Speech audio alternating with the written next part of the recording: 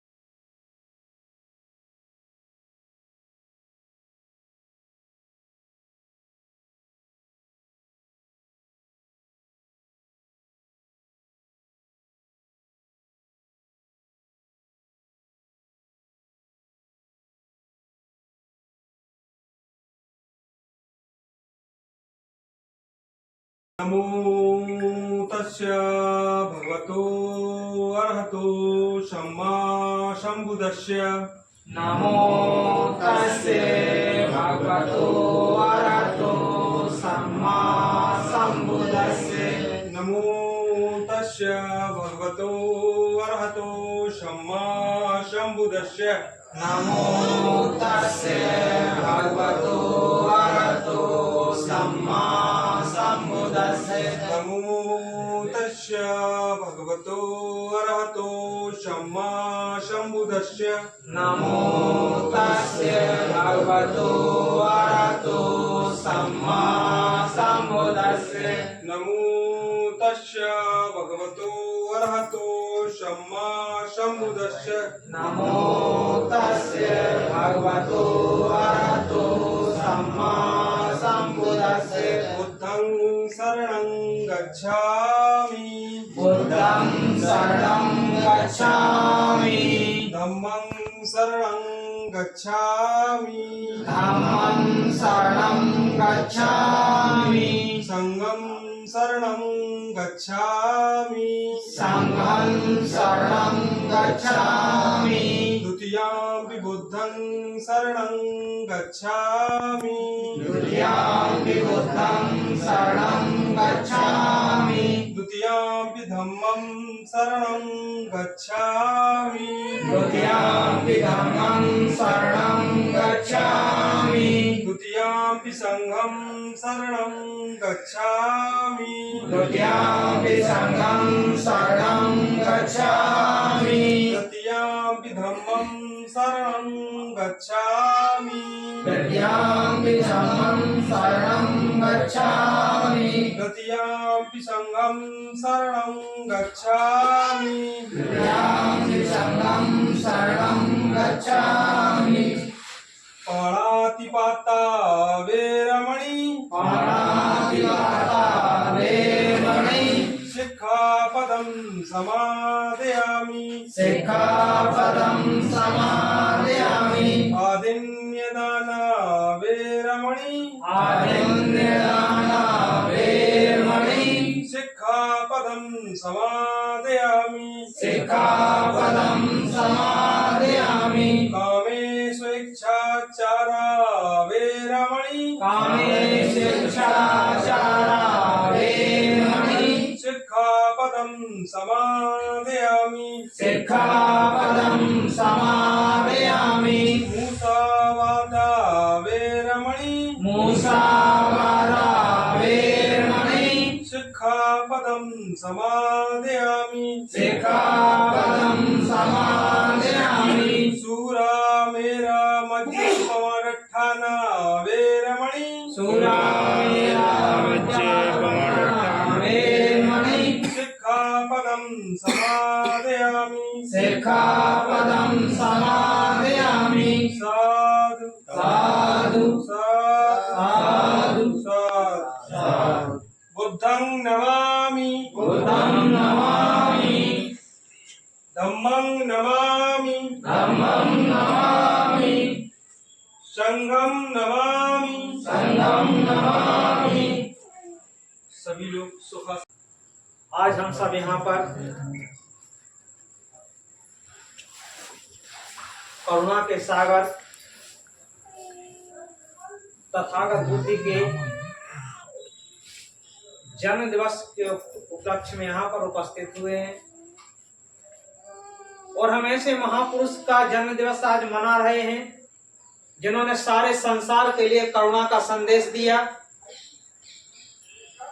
और सारे संसार के लिए मानवतावादी विचारधारा में जीने के लिए मार्गदर्शित किया।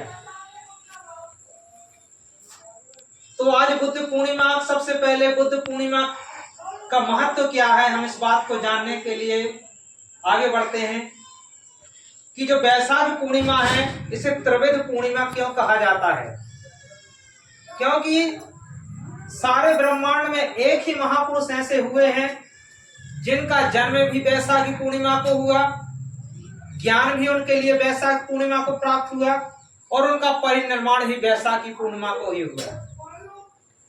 वैशाख पूर्णिमा के दिन ही उनके जो मनुष्य जीवन के जो तीनों महत्वपूर्ण कार्य होते हैं संसार में आगमन के, वो तीनों कार्य वैशाख पूर्णिमा के दिन हुए। इसलिए वैशाख पूर्णिमा को त्रिवेद पूर्णिमा कहा जाता है। तथागत बुद्ध ने अपने जीवन में जो देखा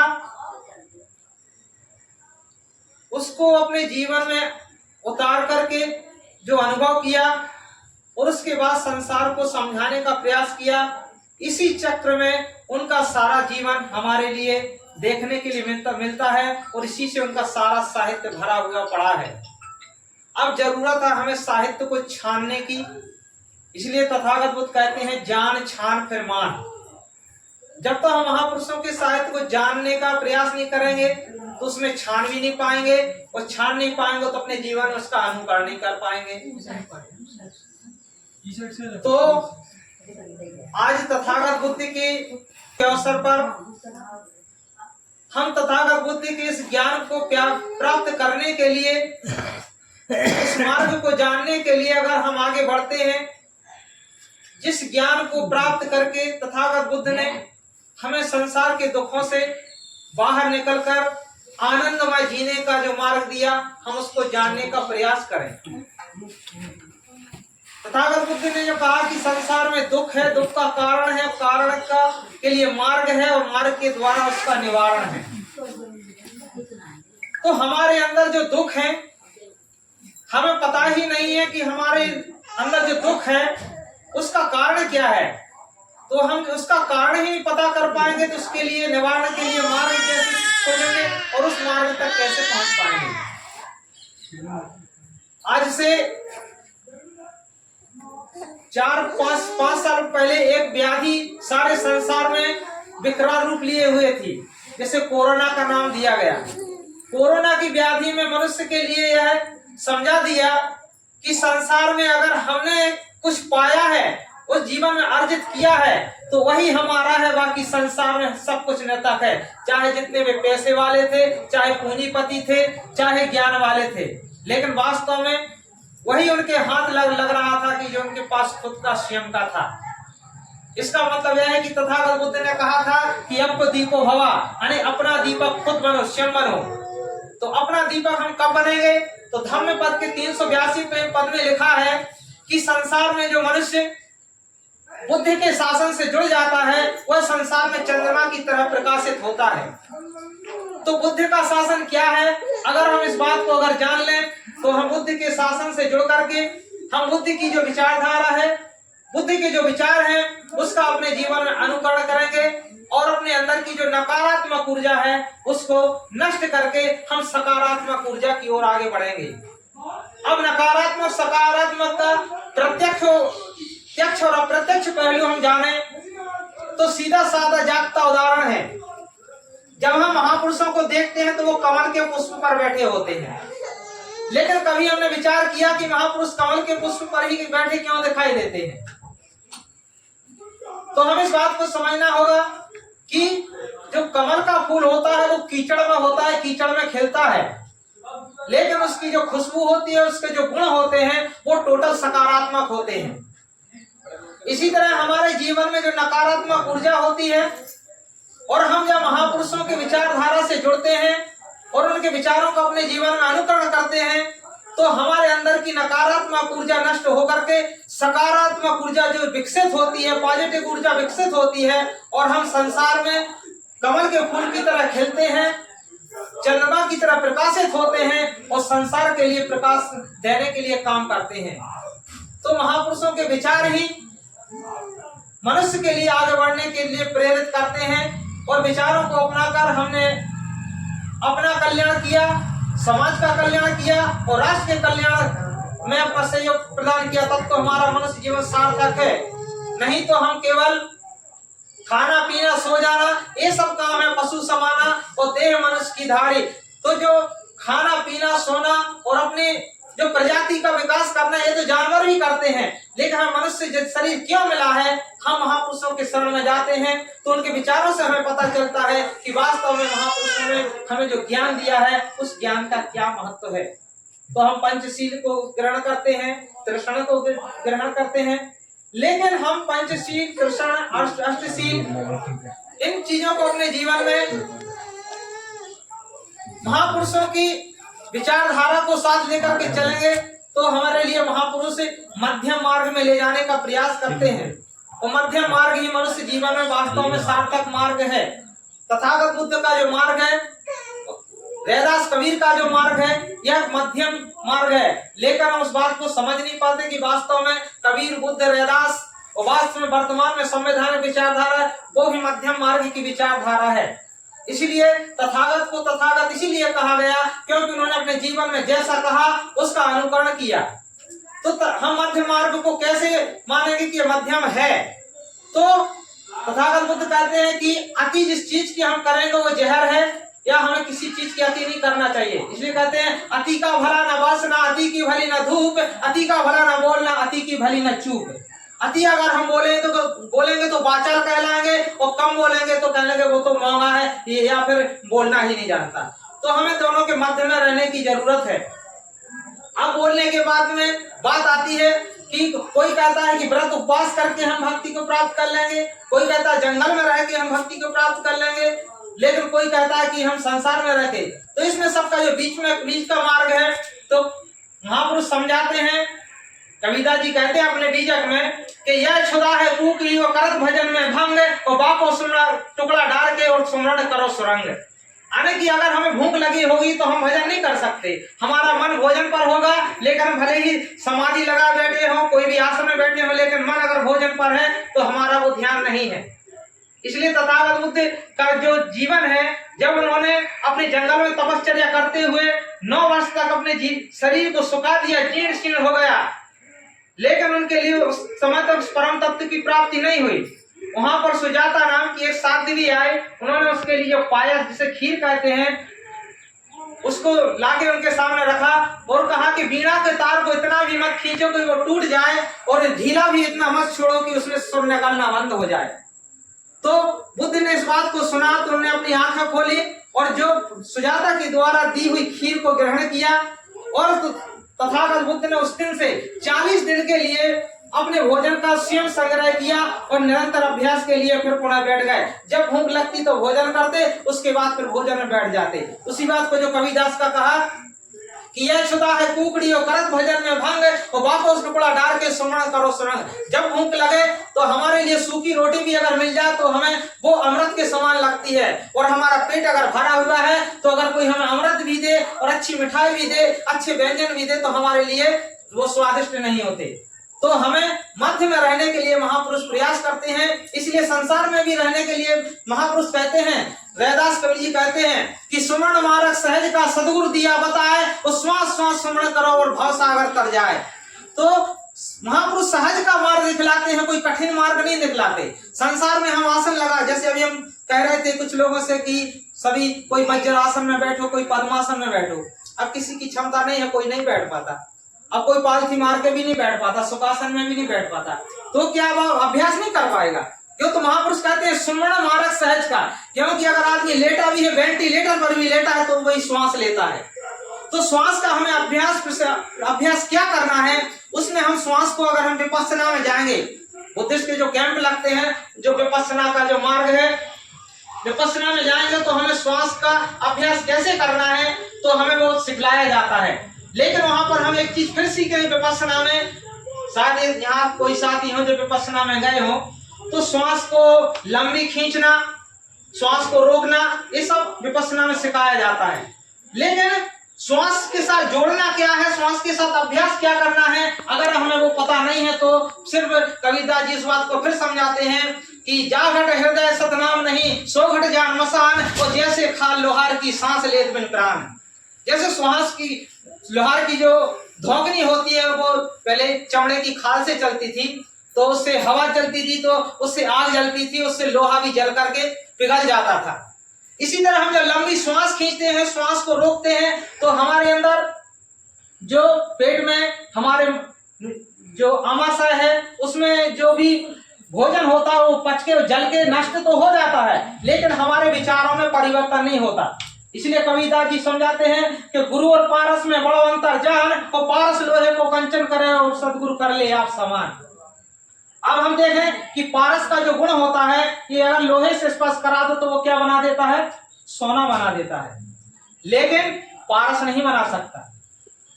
पारस लोहे को सोना तो बना देता है, लेकिन पारस नहीं बना सकता। लेकिन जब महापुरुष के हम शरण में जाते हैं, उनके विचारों का अनुकरण करते हैं और अपने जीवन में अपनाते हैं, तो महापुरुष अपने समान बना लेते हैं।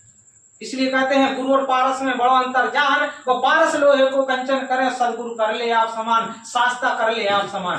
तो मध्यकालीन जो भक्ति काल था उनके लिए सदगुरु कहा गया, और जो पाली भाषा में उन्हीं के लिए शास्ता कहा जाता है। शास्ता और सदगुरु दोनों एक ही शब्द हैं, लेकिन भाषा का फेर है जो हम देश काल परिस्थिति के अनुसार बदल जाता है। इसीलिए महापुरुष की ना कोई जाति होती है, ना महापुरुष का कोई धर्म होता है। इसलिए हम चाहे किसी भी देश में हो, चाहे किसी भी काल में हो, और महापुरुष का ज्ञान अगर वहां पर सुलभ नहीं है तो वह वास्तव में पूर्ण महापुरुष नहीं कहा जा सकता। जैसे तथागत बुद्ध ने आज से 2500 साल पहले जिस ज्ञान विज्ञान में अपने अंदर उसको जागृत किया और उसका प्रसार भारत देश में ही नहीं वो सारी दुनिया को दिया, और सारी दुनिया ने उसका अनुकरण किया। आज भारतवर्ष में जो हम देखते हैं कि आजादी के बाद 1956 में जब बाबा साहब ने बुद्ध धर्म को ग्रहण किया तो उस समय से लोगों में जागृति आई, नहीं तो भारत में बुद्ध धर्म विलुप्त हो चुका था। लेकिन अगर हम जापान में जाके देखें तो जापान का जो संविधान है 1248 में बना था, और वहां का स्टार्टिंग है बुद्धम शरणम गच्छामि, सबसे पहली लाइन लिखी हुई है जापान के संविधान में।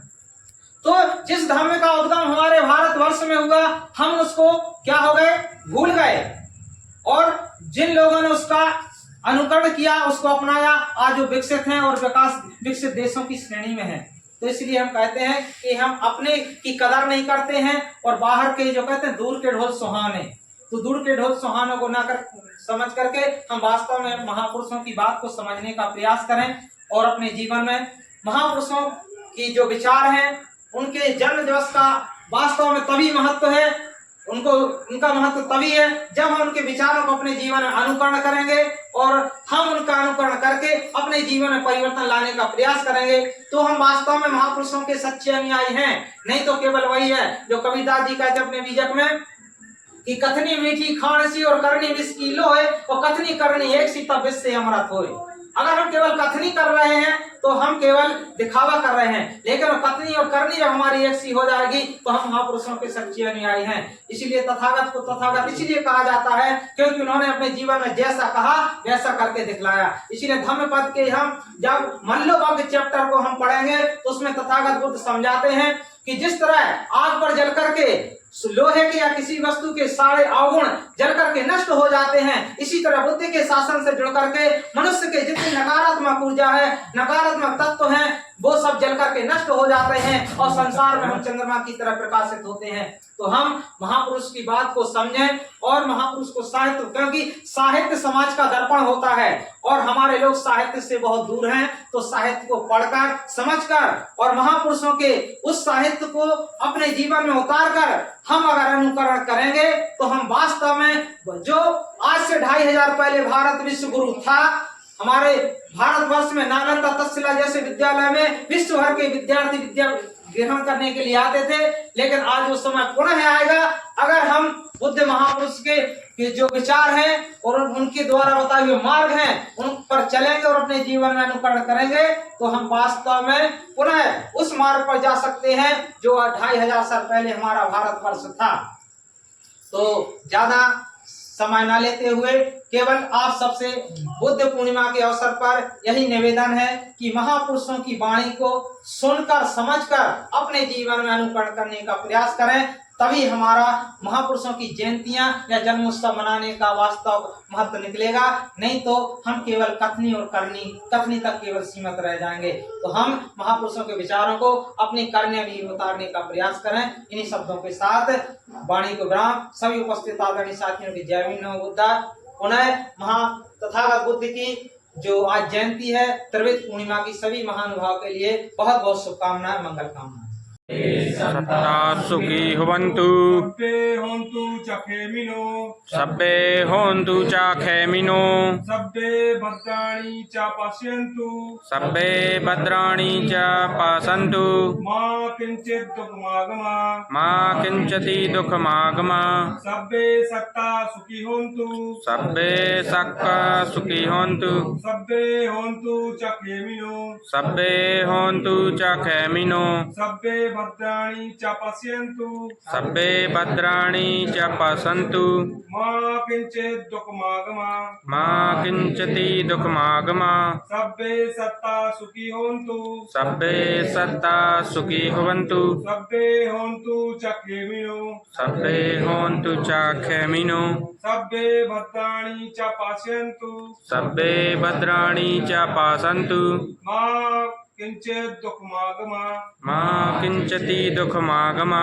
संसार के सभी प्राणी सुखी हों, संसार के सभी प्राणी सुखी हों, सभी का कल्याण हो, सभी का कल्याण हो, सभी को कल्याण का मार्ग मिले, सभी को कल्याण का मार्ग मिले, किसी को कोई दुख न हो। किसी को कोई दुख ना हो। संसार के सभी प्राणी सुखी हों, संसार के सभी प्राणी सुखी हों, सभी का कल्याण हो, सभी का कल्याण हो, सभी को कल्याण का मार्ग मिले, सभी को कल्याण का मार्ग मिले, किसी को कोई दुख न हो। किसी को कोई दुख ना हो। संसार के सभी प्राणी सुखी हों, संसार के सभी प्राणी सुखी हों, सभी का कल्याण हो, सभी का कल्याण हो, सभी का कल्याण का मार्ग मिले, सभी को कल्याण का मार्ग मिले, किसी को कोई दुख न हो। किसी को कोई दुख ना हो। साधु साधु साधु साधु साधु। साधु। बुद्धं नमामि, बुद्धं नमामि, धम्मं नमामि, धम्मं नमामि, संघं नमामि। संघं नमामि। हरि फूल अर्पित कर। तथागत बुद्ध की करुणा हो, तथागत बुद्ध की करुणा हो, बाबा साहब अमर रहे, बाबा साहब अमर रहे, संत श्रोमणी गुरुदास की जय।